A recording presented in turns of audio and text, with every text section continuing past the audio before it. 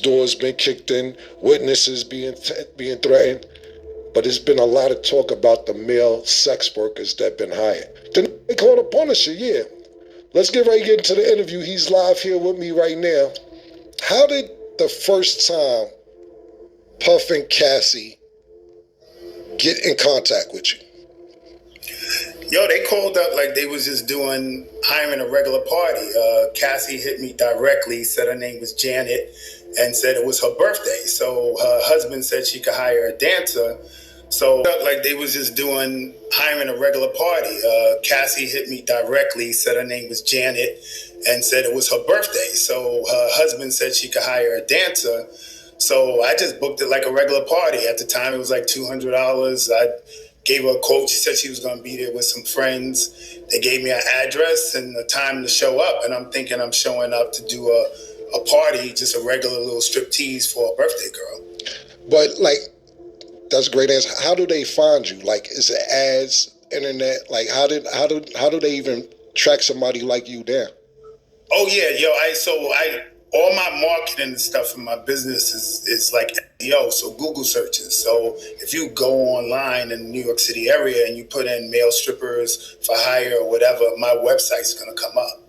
So they just clicked on the website and called the number. And I just happened to pick up the phone. I don't think they were looking for me specifically. Right. I just picked up the phone. Got you.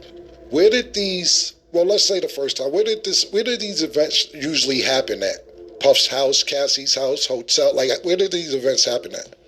I was all super high-end hotels. Gotcha. So I remember it was the Trump Tower, Essex House, the London Hotel, the Gramercy Hotel. It was another hotel, Central Park West. I don't know. I don't remember the name, but they were all along the lines of super high-end, super suites. One of the suites, man, in the London Hotel, it was so crazy when I got out of it. I Googled it, and the joint was like $30K a night, yo. Wow. I never seen nothing like this in my life, man. The hotel room looked like, you know that scene in the Titanic when they walk in that ballroom and the stairway well comes down? Right. Like the hotel room was crazy, man. How often did they call you or book you? Like I said in my text, I can't remember the exact amount of time. So I estimated between 8 and 12 times, but it would be like every few months. But it would be Friday, Saturday, Sunday. Like I would come Friday night, then they would come back Saturday night, then come back Sunday, and then I might not be called for 3-4 months, and then they'll just pop up. So at the time, I thought they lived out of town. You know, they would. She would call me from a Cali number, so I assumed they were out of state. And she basically said, "Yo, can I hit you when we're in town?" Right. It would be multiple nights in a row, but months in between. Right.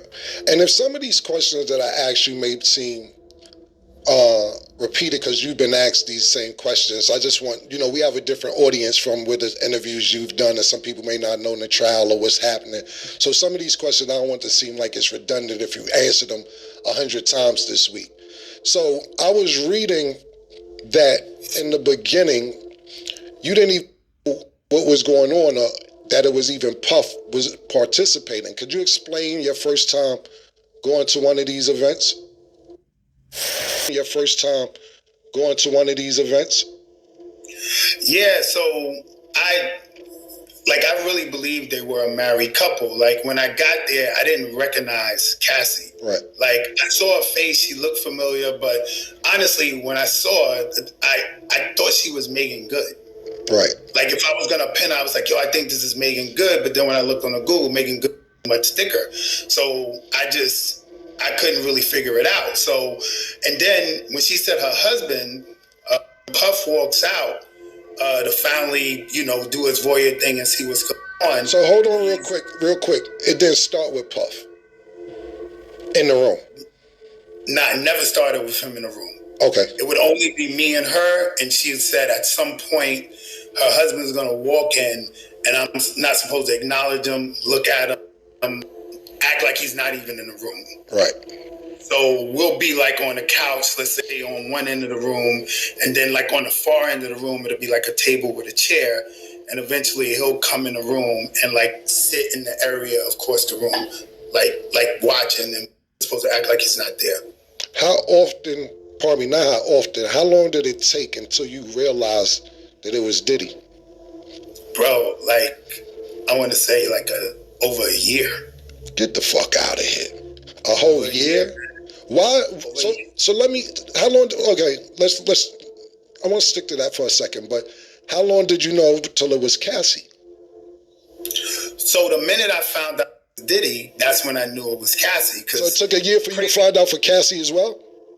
Yeah, yo, okay. I didn't recognize it. Like when I jumped out of it, I did try to do the Google searches. Like I wanted to try to figure out who it was, right. But I'm Googling a married couple. Right.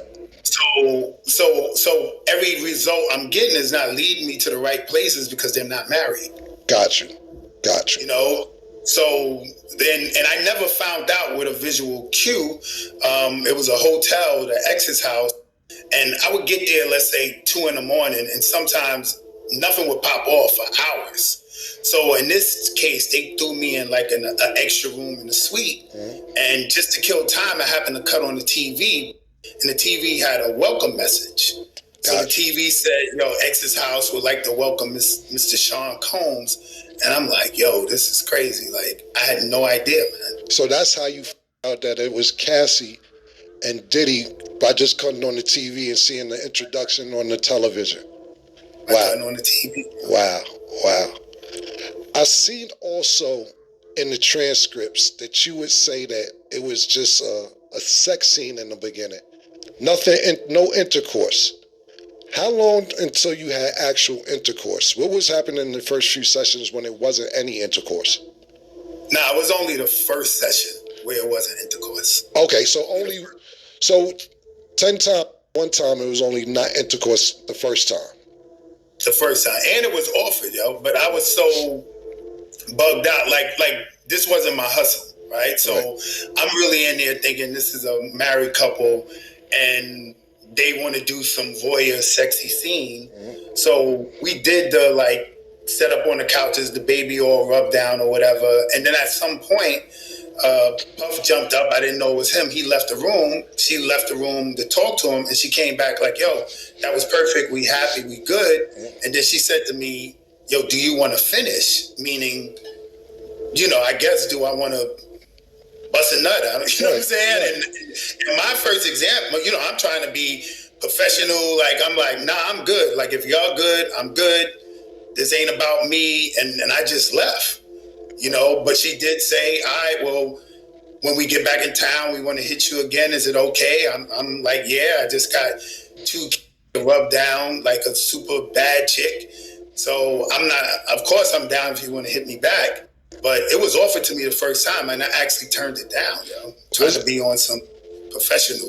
Was baby oil mandatory? Mandatory, yo. Yeah, he got a baby oil. That shit's mandatory. I seen also in the transcripts that you said it was just supposed to be like a sexy scene, meaning that Puff would tell you to move the candles a certain way, or tell her to move the candles a certain way for lighting purposes for his visual. Could you explain that? Yeah, so like when I first got in there, she made it clear that this was a scene we were setting up for her husband.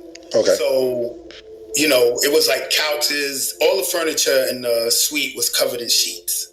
Like everything was covered in sheets. So it was like a single chair across from like a big sofa. And we were supposed to sit on there and kind of, I'm supposed to put oil on myself. She's supposed to do the same. And then at some point we'll rub it on each other. And we doing little like masturbating. I'm masturbating, she's masturbating. But you could tell it was act. Right. Like we're like in character, like corny Cinemax movies, you know what I'm saying? Like the sex scene in them little Cinemax movies. So we're trying to make it look like the part, you know, and then he would give subtle cues because he's across the room and the room's dark, everything's candle lit, and he'll say like, yo, move a little bit, yo, move the candle, I can't really see, or move the body. And he would never talk to me, not one word to me, only to her. And if it's instructions for me, it goes to her and she tells me.